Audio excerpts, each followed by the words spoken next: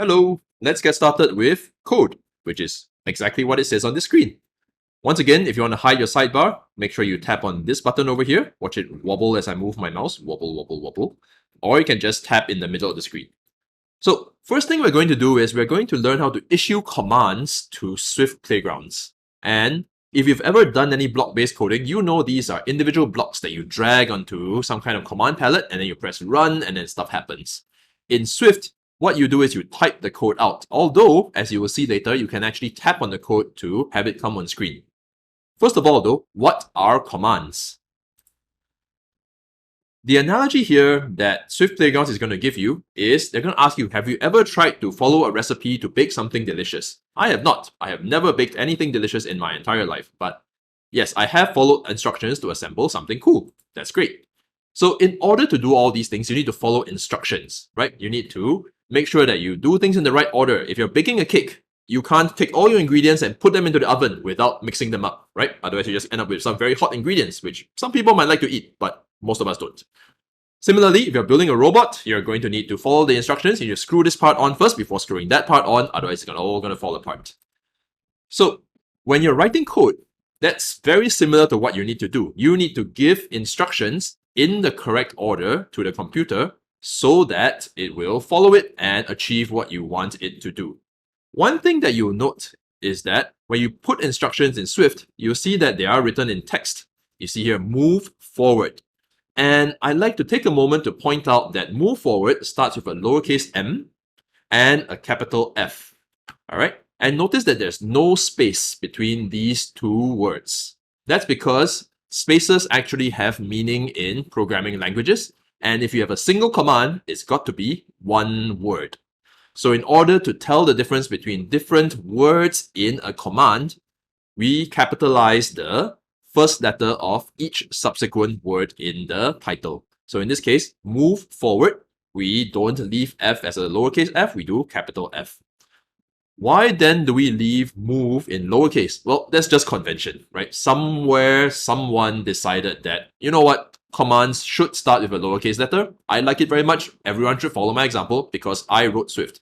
I did not write Swift, but the folks who did decided to have it this way. So we just follow their conventions. Notice too that there are these open and closing brackets at the end of move forward. There's some use to these brackets, but for now, just make sure you have these brackets at the end of every command, right? Just leave them there for now. You'll see what they're for somewhere later in this course. All right. At this point, you might have noticed this random little one-eyed creature on your Swift Playgrounds. This character is called Byte. He's your little avatar that's going to do some stuff in these little worlds in the Swift Playgrounds. And your job is to give it some commands so that he will solve different puzzles as you progress through the different coding stages. Let's take a look at another example. Over here, we are asking Byte to collect gem. Notice the lowercase c, no space between collect and gem, capital G, and the brackets. The good news is you don't actually have to type this out if you don't want to. You can actually tap on these commands as they show up on the bottom of the screen. I'll show you this in just a moment. Before that though, here's a bit more explanation about what commands look like. Notice how they call brackets parentheses. That's way too long for me to pronounce, so brackets it is. Let's get started coding. So tap on this and you will see Byte's world loaded up. So over here, this left-hand side is where you get some instructions. It'll tell you what you're supposed to do. You have a goal. Use Swift commands to tell Byte to move and collect the gem. Your character Byte loves to collect blah, blah, blah. All right, so that's great. So there's a bunch of instructions. Feel free to read them. And the important parts are the numbered ones here. Look for the gem in the puzzle world. Let's look. There it is. Step 1 done. Enter the correct combination of move forward and collect gem commands. Press run my code. Okay. I'd like to take a moment to orientate you to Byte's world over here. So Byte, that's this little character. He, she, or it is yawning and is really cute. You can get a better view of him, her, or it by using your finger and dragging around the world. All right, so it's a little 3D world, so you can drag around. You can also zoom in by using 2 fingers, or you can zoom back out. Okay, and you can scroll up, down, left, and right. Whee, spin. Okay, but that's not what we're here to do, right? We're not here to move our Swift Playgrounds world around. We want to actually enter commands to get Byte from where he, she it is all the way to the gem. So how do we do that? One clue is there is this part over here that says tap to enter code. So let's tap on this part of the screen. And what that does is it brings up a little caret where you can type in your words. You can type anything you want here. Anything you want here. But remember, you are programming. You are writing code. So you can't actually just type exactly anything you want. You can't just say something like, please solve this puzzle, thank you, and press run my code, because you're going to get an error. Computers are very, very smart. They're very, very good at processing things very quickly, but they're very, very literal machines. They only understand certain things and in certain orders. And if you give something outside of its vocabulary, it's going to be like, nope, error, I don't understand you. Okay, so you're going to need the two commands that you've learned so far, move forward and collect gem.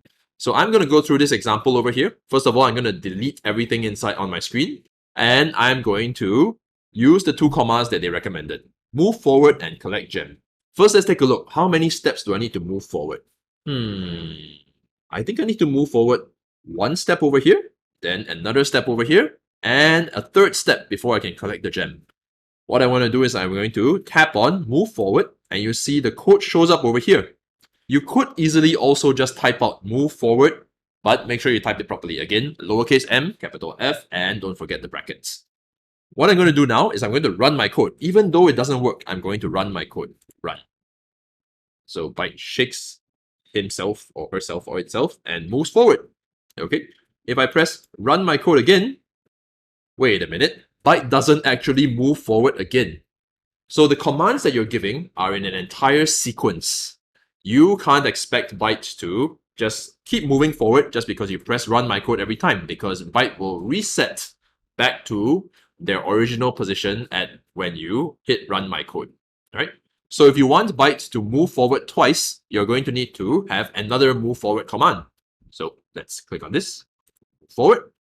Let's test it out.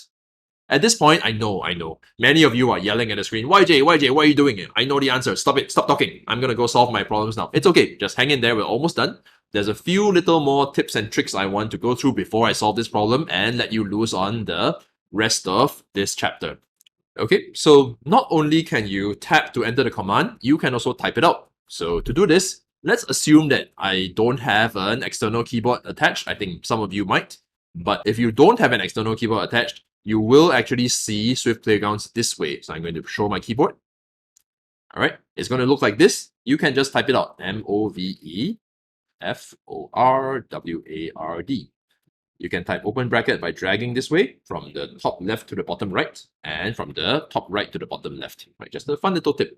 Actually, if you notice, sorry, I have another fun little tip. If you just enter the opening bracket, Swift Playgrounds is smart enough to just enter the closing bracket for you. So that can save you one entire gesture. And if you forget and you type in the closing bracket, you're not going to end up with two of them. It will just override the existing one that's there. So fun little tip, right? And when you're done with your keyboard, you can hide it and press run my code. Okay, so that's another tip. What else can you do? What else can you do? Just remember, we're not solving this yet, right? He still needs to collect this gem.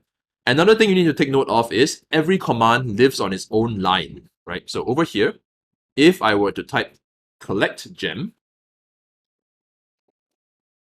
and try to run this code, it's going to give me an error. And the error messages sometimes are pretty cryptic, but other times they might be quite helpful. In this case, it says, hey, consecutive statements on the line must be separated by semicolon. I don't know what that means. I'm going to press this handy looking fix button over here. So fix, and maybe that works. Let's press run my code, move forward, move forward, move forward, and collect gem. Hey, it worked. Okay, we don't actually recommend using semicolons, but I just wanted to show you error messages. We recommend that you actually go ahead and put collect gem on the next line, and it's going to look like this. That's your answer to the very first problem. Here's another tip for you. This button down here is also pretty useful. It's a little speedometer thing. Let's tap on it.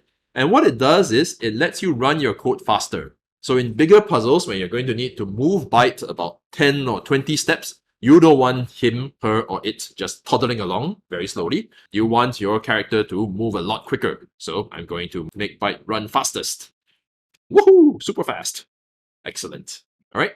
There are some other features and we'll go through them shortly, but here's one last one. Oh, look at that cute little victory dance. One last feature is you can tap on Byte and choose a couple other characters. So choose your favorite one. What I'd like you to do from here is to try out the other two puzzles in the commands chapter, and we will review the answers in our next video. See you soon.